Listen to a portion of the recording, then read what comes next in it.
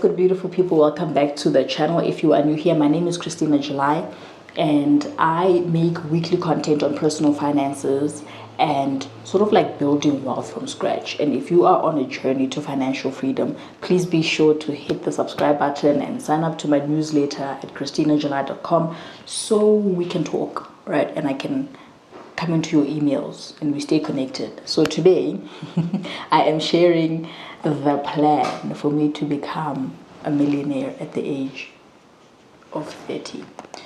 I am 28 years, 1 week and 3 days old at the time of recording this video. I have about 2 years to reach this goal. It's huge.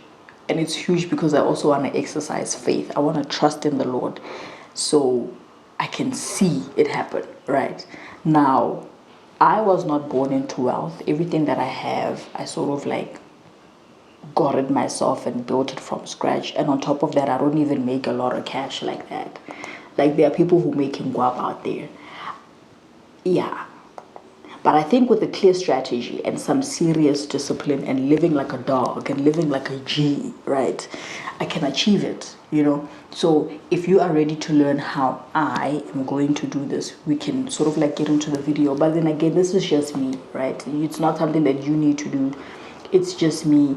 And if you think that it's relevant to your journey, you can sort of like take it and plug it in where it's applicable. So step number one, or what I am currently doing, is investing aggressively. So the first and most critical step is investing as early as possible and as aggressive as possible. I never got to invest very early. I just started being serious with my finances like just recently, right? So the earlier you start, the more time you give your money to grow, and that's like the magic of compound interest, and the real gains come at the end of the journey, right? So starting now is sort of like a non-negotiable. You just need to do it. I am currently allocating as much of my income as possible towards my investments, and if it means that I need to cut out any non-essential items or spending, like getting my nails done and getting my lashes done or buying a wig or getting my hair done and all of those things, I will make that decision, because I tell myself that those luxuries, and they are luxuries, right, they can wait, because in a year's time or 2 years time it won't be a problem. Like right now I need to decide if I do my hair or not. I need to decide if I do my nails or not. But if I invest and I do the things that I'm telling myself to do now, in a year's time, it's not even a question. I'll have the money to do those things. It won't even be a problem, right? So as my income grows, I sort of like grow my percentage of investing.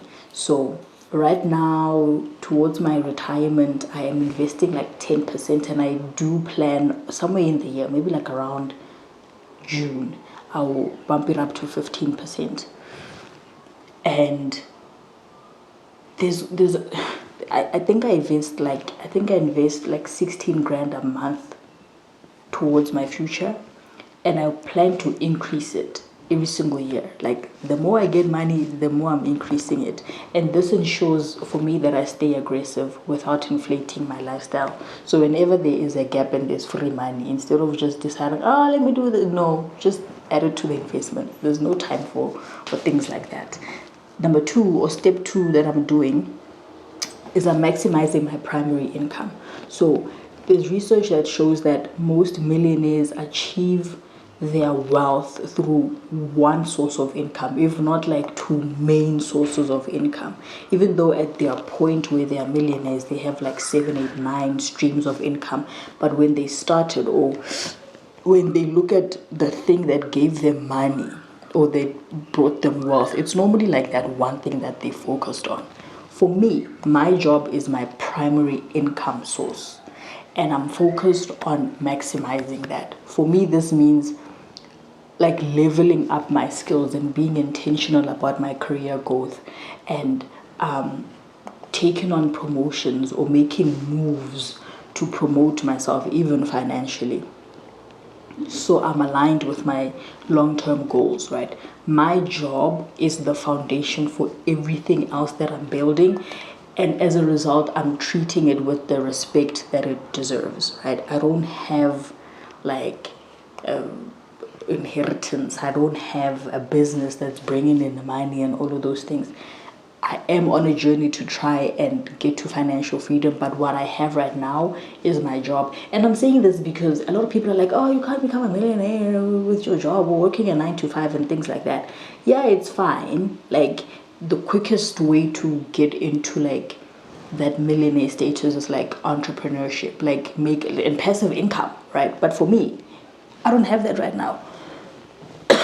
Right? What I have is my job, and I'm trying to maximize exactly that and use what I have at the moment. Step number 3 is passive income, right? Money coming in while someone is relaxing or while someone is sleeping. You know, that's what the picture that people put in mind, or in your mind around what passive income is. Like, oh, I just sleep and when I wake up I have like 40,000 rands in my account. While my job is my primary focus, I know I don't want to trade my time for money forever.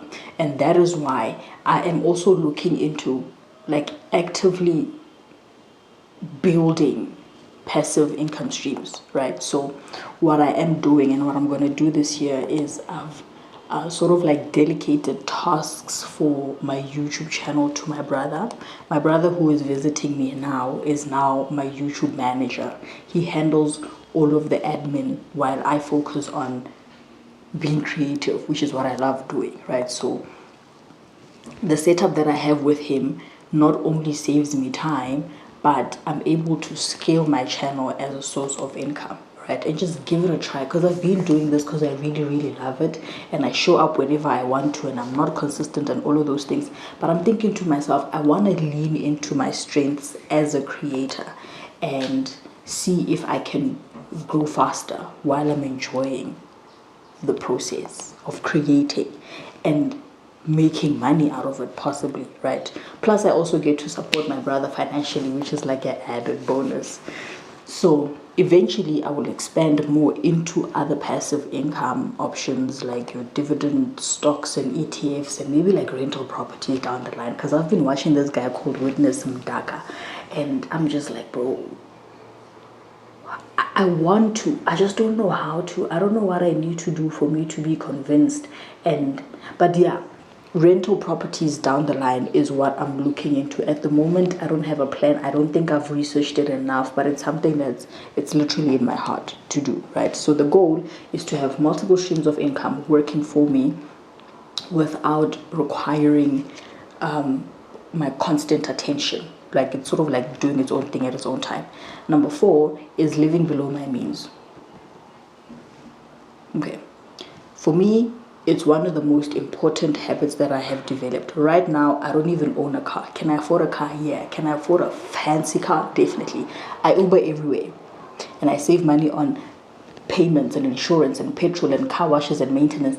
That money goes straight into investments.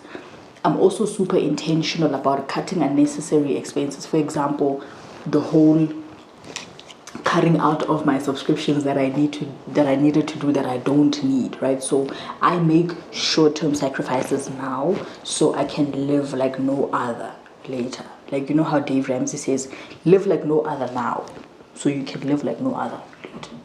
You know, like, eat rice and beans now so you can eat crabs every single day, breakfast, lunch, dinner in the future, right? So for me, it's all about being intentional and literally asking myself, do I need this or do I want it? And more often than not, the answer is just, I don't need it, and it pushes me towards saving the money or investing the money instead of like spending it. And building wealth requires sacrifice. In fact, almost everything requires sacrifice, right? And I'm okay with that. Right now, I'm choosing to Uber instead of buying a car. Don't even have a driver's license. I don't even know how to drive. But I'm skipping all of those unnecessary expenses and saying no to the things that I do not need. And these short-term sacrifices will allow me to live a life that I want in the future, or the life that I have envisioned in the future, right? And it's not just saving for myself and saving for my son and all of those things. I do mention all the time on my channel that I have a vision of opening my finances up to the rest of the world. And I have an NGO that is registered. My goal and my passion is to give back, and I literally call it, my NGO is called Salt and Light, and I'm thinking of it like I want to be the hands and the feet of Jesus. I wanna be the person that shows up when somebody prays and asks for help. I'm the person that shows up. Like, I am the representative of Jesus, right? And that vision alone keeps me motivated to stay disciplined, because I understand that my salary alone, it's not even enough for me. I need to cut down things. It's not enough for me and my son and my like nuclear family. I need to cut down a whole lot of things. But if I make these decisions now and I make these sacrifices now, in the future, I can open myself up to the rest of the world and be the hands and feet of Jesus. So yeah, another thing is the whole lifestyle inflation thing, and learning that focus is key. It's tempting to want to have the latest iPhone and buy this cool gadget and do my hair and all of those things. It's very tempting, but at the moment it's not necessary, right? So I want to be focused and grow my income and do what I need to do at the moment. I don't even know how to put it, but I cannot afford to inflate my lifestyle. Literally, I can't afford it. You know. So when you get a raise, it can be so easy for you to start wanting to upgrade your apartment and upgrade your wardrobe and upgrade the phone and all of those things. I'm choosing to stay grounded. I remind myself that every rand that I don't spend now is investment in the future, and I believe with all of my heart that this plan will work. Like I said, I wasn't born into wealth. I don't even have the, I don't even know if I should tell people my salary, because it's just like, how are you, it's not make sure, it doesn't make sense. So I don't have a huge salary, but what I do have is like a clear vision and like a solid strategy and goals for every single year and in every single quarter and every single month, so I can stay accountable.